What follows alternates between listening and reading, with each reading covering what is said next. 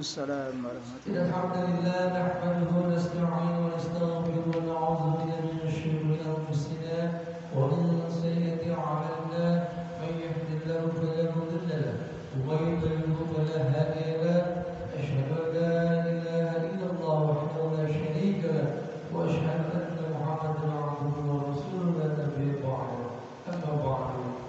Pada kata yang pantas saya mengucapkan rasa syukur kepada Allah Subhanahu wa taala atas karunia-Nya, bagaimana beriman Islam, ikhlas sehat keluarga serta diberi umur, juga diberi kesempatan sehingga pada pagi hari ini kita masih melaksanakan kewajiban kita yaitu sholat subuh secara berjamaah dan akan kita lanjutkan dengan kajian. Shalawat sering salam dan kita sanjungan kepada kita Nabi Muhammad sallallahu alaihi wasallam, keluarga sahabat dalam Islam yang istiqomah dengan sunnah-sunnahnya, berbahagia tidak termasuk di dalamnya dan mendapatkan syafaat dan mengamalkannya di dalam dunia nanti. Amin ya rabbal alamin. Jemaah salat subuh yang rahmatullah, pagi hari ini kita akan membahas tentang pentingnya sholat, yaitu 5 pondasi dalam Islam. Ali bin Umar radhiyallahu anhuma qala qala Rasulullah sallallahu alaihi wasallam buniyal Islamu ala khamsin syahadati an la ilaha illallah wa anna Muhammadan 'abduhu wa rasuluhu wa iqamis shalat wa ita'iz zakat wal haji wa shaumi ramadan. Dari Sayyidina Umar ibn radhiyallahu anhu, dari Sayyidina Ibnu Umar radhiyallahu anhu yang mengatakan, apabila Rasulullah SAW bersabda, agama Islam dibangun atas 5 tiang, bersaksi bahwa tiada yang berhak disembah selain Allah Subhanahu wa taala dan Muhammad adalah hamba dan utusan Allah Subhanahu wa taala, mendirikan salat, membayar zakat, haji dan puasa pada bulan Ramadan. 5 hal di atas adalah asas-asas terbesar dan bagian yang terpenting. Agama Islam diibaratkan oleh baginda Rasulullah SAW seperti sebuah kemah yang disanggah oleh 5 tiang. Tiang tengahnya adalah kalimat syahadat dan 4 tiangnya ialah pendukung pada setiap penjuru kemah itu. Tanpa tiang tengah, kemah tersebut tidak akan dapat berdiri sama sekali. Apabila salah satu dari tempat tiang lainnya tidak ada, kemah tetap berdiri, tetapi sudut yang tidak bertiang itu akan menjadi miring dan mungkin roboh. Berdasarkan hadis di atas, marilah kita melihat diri kita, sejauh manakah kita telah menegakkan Islam, lalu rukun Islam yang manakah yang kita jaga dengan sempurna. Kalimat yang dalam hadis di atas sangat penting sehingga ditetapkan sebagai asas-asas Islam. Oleh sebab itu, sebagai seorang muslim penting kita memperhatikan semuanya. Namun demikian, hal yang terpenting ialah setelah iman adalah sholat. Sayyidina Abdullah bin Mas'ud radhiyallahu anhu berkata, aku pernah bertanya kepada baginda Rasulullah sallallahu alaihi wasallam, amal apakah yang paling dicintai oleh Allah Subhanahu wa taala? Beliau menjawab, sholat. Aku bertanya lagi, lalu apa? Beliau menjawab, berbuat baik kepada kedua orang tua. Lalu bertanya lagi, kemudian apa? Beliau menjawab, berjuang di jalan Allah. Mula Al-Qari rahmatullah menyatakan bahwa para ulama telah menjadikan hadis ini sebagai dalil bahwa sholat adalah kewajiban Islam yang terpenting setelah iman. Hal ini diperkuat oleh hadis sahih yang berbunyi, as-salatu khairul mawdu'. Sholat adalah sebaik-baik amal yang ditetapkan oleh Allah Subhanahu wa taala untuk hambanya. Selain hadis di atas, masih banyak hadis sahih lain yang menjelaskan bahwa amal manusia yang terbaik adalah sholat.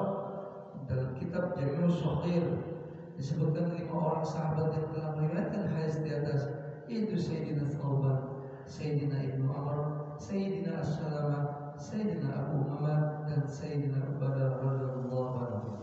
Sayyidina Ibnu Mas'ud radhiyallahu anhu dan Sayyidina Anas radhiyallahu anhu meriwayatkan bahwa amal yang paling utama ialah sholat pada waktunya. Sayyidina Ibnu Umar radhiyallahu anhu dan Sayyidatina Ummu Farah radhiyallahu anha juga meriwayatkan bahwa sholat pada awal waktu adalah amal yang paling utama. Semua hadis di atas mempunyai makna yang berdekatan. Hadis yang kedua yaitu sholat menggugurkan dosa seperti daun-daun berguguran di musim subur. An Abi Dzar radhiyallahu anhu an-nabiy sallallahu alaihi wasallam kharaja fi shiddati wal waqru baita yadaha fatu wa ahwaza bi'udin min syajaratin qala faj'al dhalika al-warqu yadaha fatuqa faqala ya Aba Dzar qultu لبيك يا رسول الله قال إن العبد المسلم ليصلي الصلاة يريد بها وجه الله فذهبت عنه ذنوبه كما فذهب ورق عن هذه الشجرة. Dari Sayyidina Abu Dzar radhiyallahu anhu bahwasanya Rasulullah SAW pernah keluar dari rumahnya ketika musim gugur di saat daun-daun berguguran dari pepohonan. Beliau mengambil setangkai ranting dan daunnya langsung berguguran. Beliau berkata, wahai Abu Dzar, Sayyidina Abu Dzar radhiyallahu anhu, labbaik, aku siap sedia ya Rasulullah. Beliau bersabda, sesungguhnya seorang muslim yang menunaikan salatnya semata-mata karena Allah, maka dosa-dosanya akan berguguran sebagaimana daun-daun ini berguguran dari ranting. Hadis riwayat Ahmad. Pada musim gugur begitu banyak daun-daun berguguran dari pohonnya sehingga ada sebagian pohon yang daunnya tidak tersisa sehelai pun. Baginda Nabi Sallallahu Alaihi Wasallam bersabda, hasil sholat yang dikerjakan dengan ikhlas, semua dosa diampuni hingga tidak ada satu pun yang tersisa. Ada satu hal yang perlu direnungkan. Menurut para ulama, berdasarkan kesimpulan dari ayat-ayat Al-Quran dan hadis-hadis baginda Nabi Sallallahu Alaihi Wasallam, sholat dan ibadah-ibadah yang lain hanya menghapus dosa-dosa kecil, sedangkan dosa-dosa besar tidak dapat diampuni tanpa bertobat secara khusus. Oleh sebab itu, selain mengerjakan sholat, hendaknya kita selalu bertobat dan beristighfar, jangan sampai kita melalaikannya. Jika Allah Subhanahu Wa Taala mengampuni dosa-dosa besar karena kurang sebabnya sholat kita, itu perkara lain. Dari Sayyidina Abu Utsman radhiyallahu anhu berkata, aku dan Sayyidina Salman radhiyallahu anhu berada di bawah sebatang pohon. Lalu ia mengambil sebatang ranting kering dari pohon itu dan mengibas-ibaskannya sehingga daun-daunnya berguguran. Ia berkata, hai Abu Utsman, mengapa engkau tidak bertanya kepadaku mengapa aku berbuat begini? Aku bertanya, mengapa engkau berbuat demikian? Ia menjawab, beginilah baginda Rasulullah SAW melakukannya di hadapanku ketika aku bersama beliau di bawah sebatang pohon. Beliau mengambil ranting kering dan mengibas-ibaskannya sehingga daun-daunnya berguguran.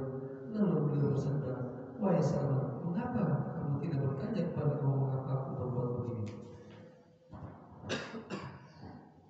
Aku bertanya, engkau berbuat demikian? Beliau bersabda, sesungguhnya jika seorang muslim berwudu dengan sempurna selanjutnya mengerjakan sholat lima waktu, niscaya dosanya berguguran sebagaimana daun-daun berguguran.